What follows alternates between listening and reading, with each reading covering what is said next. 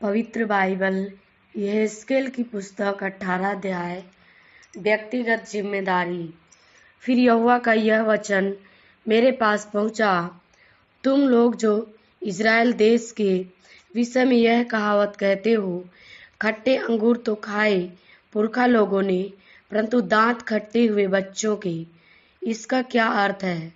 प्रभु यहोवा यूं कहता है कि मेरे जीवन की शपथ, तुमको इज़राइल में फिर यह कहावत कहने का अवसर ना मिलेगा। देखो, सबों के प्राण तो मेरे हैं, जैसा पिता का प्राण वैसा ही पुत्र का भी प्राण है, दोनों मेरे ही हैं। इसीलिए जो प्राणी पाप करे वही मर जाएगा। जो कोई धर्मी हो और न्याय और धर्म के काम करे और ना तो पहाड़ों की पूजा स्थलों पर भोजन किया हो, न इज़राइल के घराने की मूर्तों की ओर आंखें उठाई हो, न पराई स्त्री को बिगाड़ा हो, और न ऋतुमती के पास गया हो, और न किसी पर अंधेर किया हो, वरन ऋणी को उसकी बंधक लौटा दी हो, न किसी को लूटा हो, वरन भूखे को अपनी रोटी दी हो, और नंगे को कपड़ा उड़ाया हो, न ब्याज पर रुपया दिया हो, न रुपये की बढ़ती ली हो, और अपना हाथ कुटिल काम से रोका हो, मनुष्य के बीच सच्चाई से न्याय किया हो, और मेरी विधियों पर चलता और मेरे नियमों को मानता हुआ सच्चाई से काम किया हो, ऐसा मनुष्य धर्मी है, वह निश्चय जीवित रहेगा। प्रभु यहोवा की यही वाणी है। परंतु यदि उसका पुत्र डाकू, हत्यारा या ऊपर कहे हुए पापों में से किसी का करने वाला हो, और ऊपर कहे हुए उचित कामों का करने वाला ना हो, और पहाड़ों की पूजा स्थलों पर भोजन किया हो, पराई स्त्री को बिगाड़ा हो, दीन दरिद्र पर अंधेर किया हो, औरों को लूटा हो, बंधक ना लौटाई हो, मूर्तों की ओर आंख उठाई हो, घृणित काम किया हो, ब्याज पर रुपया दिया हो और बढ़ती ली हो, तो क्या वह जीवित रहेगा? वह जीवित ना रहेगा, इसीलिए कि उसने ये सब घिनौने काम किए हैं। वह निश्चय मरेगा और उसका खून उसी के सिर पड़ेगा।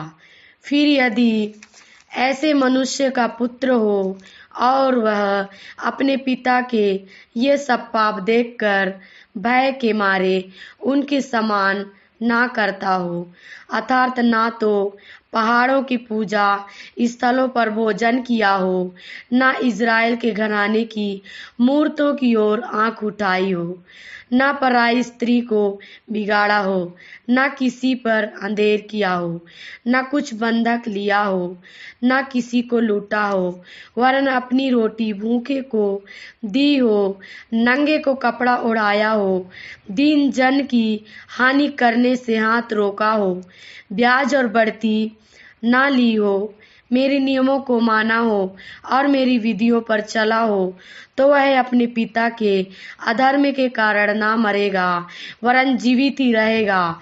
उसका पिता जिसने अंधेर किया और लूटा और अपने भाइयों के बीच अनुचित काम किया है, वही अपने अधर्म के कारण मर जाएगा। तो भी तुम लोग कहते हो, क्यों क्या पुत्र पिता के अधर्म का भार नहीं उठाता? जब पुत्र ने न्याय और धर्म के काम किए हों और मेरी सब विधियों का पालन कर उन पर चला हो, तो वह जीवित ही रहेगा। जो प्राणी पाप करे वही मरेगा। ना तो पुत्र पिता के अधर्म का भार उठाएगा और न पिता पुत्र का। धर्मी को अपने ही धर्म का फल और दुष्ट को अपनी ही दुष्टता का फल मिलेगा। परंतु यदि दुष्ट जन अपने सब पापों से फिरकर मेरी सब विधियों का पालन करे और न्याय और धर्म के काम करे, तो वह ना मरेगा, वरन जीवित ही रहेगा। उसने जितने अपराध किए हों उनमें से किसी का स्मरण उसके विरुद्ध ना किया जाएगा। जो धर्म का काम उसने किया हो, उसके कारण वह जीवित रहेगा। प्रभु यहोवा की यह वाणी है, क्या मैं दुष्ट के मरने से कुछ भी प्रसन्न होता हूँ? क्या मैं इससे प्रसन्न नहीं होता कि वह अपने मार्ग से फिरकर जीवित रहे? परंतु जब धर्मी अपने धर्म से फिरकर टेढ़े काम वरन दुष्ट के सब घृणित कामों के अनुसार करने लगे, तो क्या वह जीवित रहेगा? जितने धर्म के काम उसने किए हों, उनमें से किसी का स्मरण ना किया जाएगा। जो विश्वासघात और पाप उसने किया हो, उसके कारण वह मर जाएगा। तो भी तुम लोग कहते हो, प्रभु की गति एक सी नहीं। हे इज़राइल के घराने, देख, क्या मेरी गति एक सी नहीं? क्या तुम्हारी ही गति अनुचित नहीं है? जब धर्मी अपने धर्म से फिरकर टेढ़े काम करने लगे, तो वह उनके कारण मरेगा, अर्थात वह अपने टेढ़े काम ही के कारण मर जाएगा। फिर जब दुष्ट अपने दुष्ट कामों से फिरकर न्याय और धर्म के काम करने लगे, तो वह अपना प्राण बचाएगा। वह जो सोच विचार कर अपने सब अपराधों से फिरा, इस कारण न मरेगा, जीवित ही रहेगा। तो भी इज़राइल का घराना कहता है कि प्रभु की गति एक सी नहीं। हे इज़राइल के घराने, क्या मेरी गति एक सी नहीं? क्या तुम्हारी ही गति अनुचित नहीं? प्रभु यहोवा की यह वाणी है, हे इज़राइल के घराने, मैं तुम में से हर एक मनुष्य का न्याय उसके चाल चलन के अनुसार ही करूँगा। पश्चाताप करो और अपने सब अपराधों को छोड़ो, तभी तुम्हारा अधर्म तुम्हारे ठोकर खाने का कारण ना होगा।